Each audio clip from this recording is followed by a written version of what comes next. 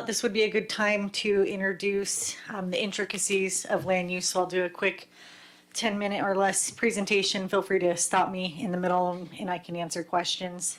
So this relates to land use in Pasco, and it can be a bit of a dense topic, so I'm trying to keep it as simple as possible for the group. And the three main topics I'd like to talk to you tonight is the comprehensive plan, which we are in the midst of updating right now for Pasco. That's our dream and our vision for the city for the next 20 years, and that outlines the long-term vision. And then we also have the master plans and zoning for Pasco. The master plans that I'm referring to are the downtown master plan. We just updated that a few years ago. I believe I sent an email out to the council a few weeks ago about the plan and the implementation going on. And the other one is, of course, is our Broadmoor master plan area, where we've envisioned a really exciting mix of commercial and residential uses in the Broadmoor area. So our comprehensive plan sets the stage for the next 20 years, and then the zoning and the master plans bring it to life, and that results in a municipal code. And that is what the Community Development Department and Public Works Department and many city departments use on a day-to-day basis, and that is the prescription for the zones and how we regulate different aspects of land use. The red does not mean anything here. I just forgot to turn it black. But why land use matters? As I mentioned, it plans the city, and when we look at the city planning, it's a holistic living being in my mind. So the hearts and veins of the city are the roads and the infrastructure, and then the people and the housing and the jobs and the manufacturing is what really gives the city life. So it can be looked at as a living organism. That's how I look at it. And when you're planning land use, that's the city planning. So you look at where the infrastructure and the jobs and all of that goes and how it works together. You can't haphazardly plan a city well and just say, over here we're going to allow this, and maybe we'll put a slaughterhouse in this neighborhood and a jail here. You need to think about where these land uses go in the city so that it's thought out and that you're not impacting neighborhoods as much as possible, and making sure that everything syncs together. And so that's why we plan for land use. It can be complex, but when you really think about it, it's like SimCity, that game you used to play when you were younger. It just takes a lot longer in real life to build a city. It doesn't happen in a few minutes. It happens in decades or 100 years. But thinking ahead in your roles and the staff's roles, we look at things in ahead of time so that things don't surprise us later. So that's what city planning is and why I believe land use matters. Comprehensive plan, I touched on this, and so I'll just skip to the map. And I did want to highlight, it's nice that that's actually in red right there because it's an important part. It is required by state law, and I know we've had conversations lately about some potential frustrations with state law and what if Pasco wants to be different? What if we don't want to grow? What if we want to protect certain areas of town and let our residents just be left alone without new growth? We really can't do that based on state law. And I haven't seen a city push back. The last city I worked at, the council had similar feelings, and they asked us to do a deep dive into how to push back on the state. And we went in, a full circle and kind of came back to the point that, maybe it's not in the best interest from a risk standpoint because it could cost the city a substantial amount of money. And I have yet to see a state or a city in the state really push back on these growth management guidelines. Maybe Pasco wishes to do so, but I would assume legal and the city manager's office would maybe have some input there, and I certainly would, just because if we don't comply, then we are not eligible for grant funding, which we rely on lots of different grants. I don't know the exact amount, but I do know we rely on state assistance and grants for infrastructure projects, so it's required. So if you're asked by your members of the public, why are you doing this and bringing in more growth, it is a state requirement, and it is what it is at this point. Happy to go into that further if you have questions. And to illustrate the comprehensive plan, this is our land use map. And so the land use map shows the comprehensive plan, and each of these colors here on the map, this is showing Pasco city limits. This is color coded, and then you match the colors over here, so there's a legend. So this is our land uses in the city. And if you'll see, most of it is yellow. Yellow typically designates residential uses, and then the red is commercial. So in Pasco, we have commercial uses that tend to follow the major arterials or the interstate and the exits, that's a good place for commercial. You don't want to, tuck it in the middle of a neighborhood, outside of neighborhood grocery stores, which I believe will be allowed soon at the state level, and required in cities, but those are like pop-up corner stores. But in general, you'd like to see commercial following the roadways. You have lots of residential in Pasco, and then the pink color, I guess it's magenta, that represents a mixed use designation, so a mix of residential and commercial. And then the gray color designates industrial, and you can see the airport there in the middle with the X shape. Those are the runways. So that's the color-coded land use map, and this is the overarching umbrella of land uses in the city. So does anyone have questions on the land use map before I get into zoning or anything that I've mentioned so far?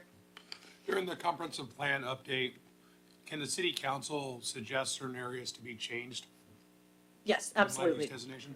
Yes, the council can suggest that. I will be bringing forward a land capacity analysis in March. And what that means is just, here's the current state of the city. Here's where we may be short in some units.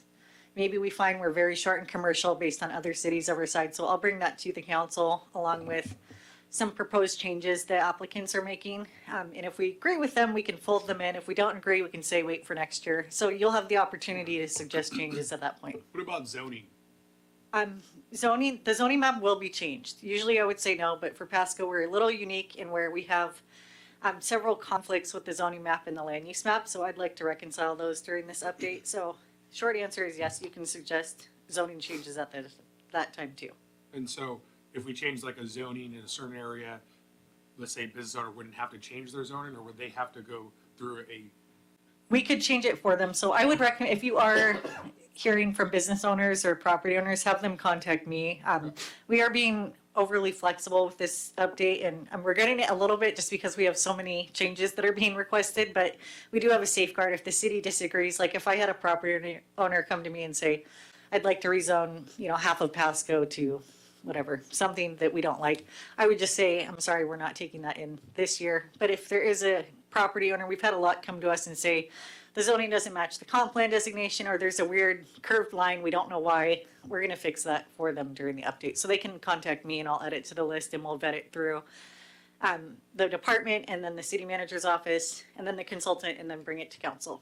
Okay, yeah, I'll just give you my example. It's like essentially there's a C3, C3, and he's a C2, and so he feels a little inhibited for some Yep. stuff. Yep. So it's That- kind of like that's- bringing it all together, everything around is C3, so, Yes. okay. I would have that individual reach out to me and I'll add it to the list. We have a new senior planner on staff, which I'm very happy about. Dan, he's doing great so far and he's keeping track of all that for me right now in a more organized way than I was doing before. So if you want to reach out, we'll keep that. Is it normal to have high density, medium density zoning so far away from the highways? In the sense that I would think if they were closer to the highways, it would be a little bit more feasible regarding traffic. It's not uncommon. I mean, if you think about where Pasco is going to grow in the next 200 years, it's likely up to the north. So if you do have some high density up there and then pockets of commercial and good ways to get there, maybe more roads need to be added in the future, or maybe there will be a bridge from Richland to Pasco eventually. I know that's super expensive, but just thinking way ahead, it's really not that out there.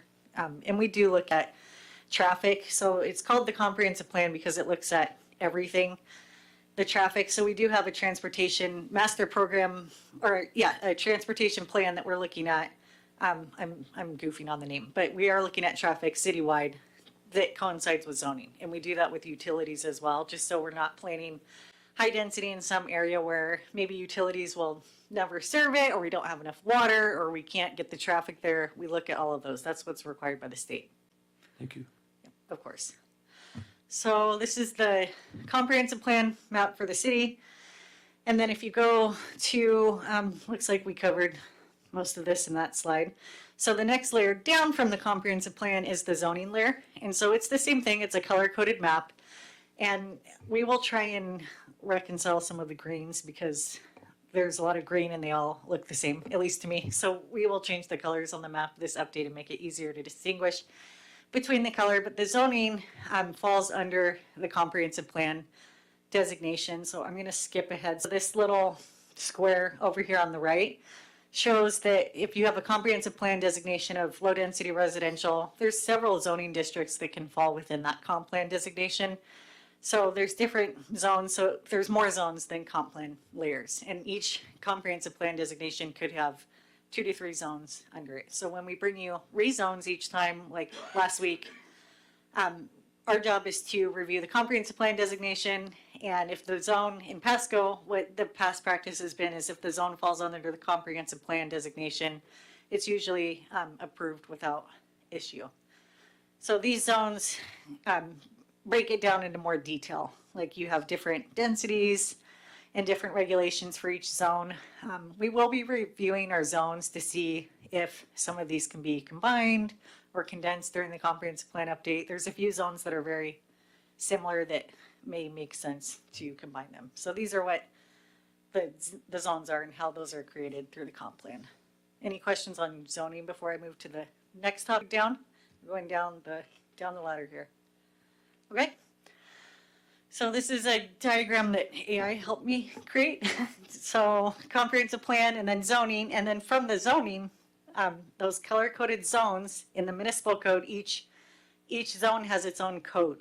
So if you want to know the pink zone, you follow over here to the legend. It says C1 retail business. Well, what does that allow? My property zone C1. So if you want to know, you go to the municipal code and you open it up, and there's a whole code on the C1, and it says here's the purpose of the zone, here's the permitted uses, and here's usually they have some development regulations. So this is what's permitted. This is how tall you can build the building. So in a residential zone, it doesn't make sense to say you can build a 100-foot tower right in the middle of somebody's neighborhood. So you try and keep the heights consistent throughout the zone, and then it covers the size of the lot that you can have, and then the density. I've switched to residential now, and then setbacks and parking. So that goes for all the zones. It's a roadmap of how to implement the code. And the municipal codes are based mostly on best practices for zoning, but they change over time. A lot of codes in Pasco and zones were created back in the 1960s was the first municipal code that came to be. Some of them haven't really been touched much since then, like the RS-20 zone, which I'll be bringing back to the group here in a few months. Some of them have been modified over time. We could have a property owner reach out to city staff or council and say, hey, you know, I want to have a drive-through here, but the code doesn't let me. Then we look at it, and if we think the change is reasonable, we make the change, but we look at it holistically as a code. So that's how those three sections interact. Any questions about development regulations? Okay. And the regulations also do fall into enforcement. So if there is a use that has just popped up, it's a little different than what was talked about earlier. I'm speaking more permanent use. Let's say that somebody buys a home in a neighborhood and they turn it into a coffee shop. Well, the land use doesn't necessarily allow that, so we would look at the zoning and kind of go backwards from there. That's an extreme example. We could have, rules that you can't have a drive-through facility, and we see that adding, into a certain area, or a certain use that isn't allowed in an area. So we refer to the zoning code, and the zoning code dictates subdivision rules. So when you see housing developments around town, the code says how big those lots can be, how much room around the houses that need to be in the height. So that's what the zoning code does. And that's what our department in CED uses every day. And this is what we use to process building permits. And then there's another layer. I've been speaking mostly about the land use and zoning.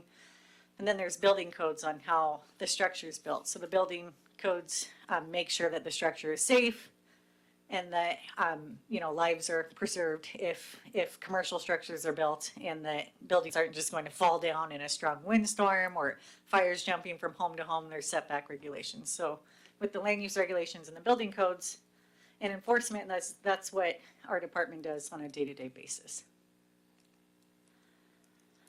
And I did want to cover updates and amendments in the code. I touched on it a little bit earlier, but when we do want to change the code, I wanted to outline the process just so council understands, because I think it can be frustrating if you hear from residents or business owners, you know, why is barbed wire banned downtown? Can we just change the code? Well, we can, but it doesn't happen overnight. So when you change a code, when you do really anything in the land use process, it's meant to take time so that you can look at it closely and involve the public. So there is a public process required. In Pasco, when you change a code, the process that should be followed, in my opinion, is going to the Planning Commission first to vet the code change. So staff usually starts with a workshop with the Planning Commission, and we say, hey, barbed wire is required here, and here's the issue, and this is why the request came up, here's our advice. And then we'll either workshop it once or twice and then get direction from the Planning Commission. Then we'll bring it back for a public hearing for the code change itself. So we need to pull up the code, do the red line edits to it, notice the SEPA document, which is the next topic, and then hold a public hearing, and Planning Commission makes a recommendation to council.